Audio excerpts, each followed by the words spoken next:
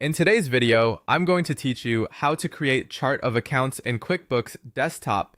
Your chart of accounts is the backbone of your books. It's where every transaction lands and how your reports come together.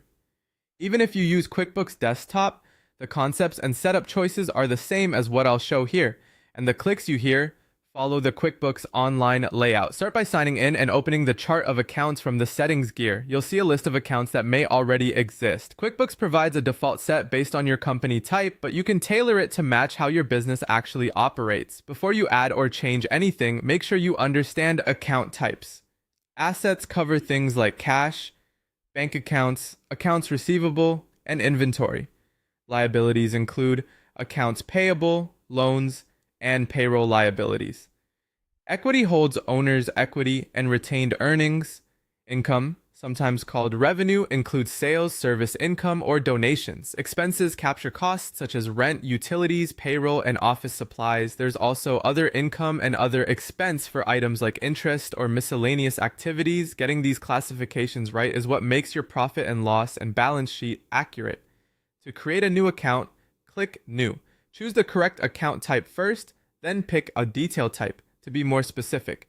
Give the account a clear, consistent name, like office supplies, and add a short description if it helps your team. If the account already has a balance, enter the opening balance and the as of date so your totals are correct from day one. Then save. Repeat this process for every account your business needs. Next, organize your list so it's easy to read and report on. Group similar accounts together, such as current assets like cash and receivables, and fixed assets like equipment and vehicles.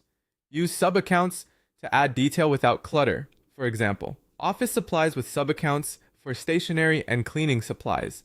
This preserves high-level visibility while giving you granular reporting.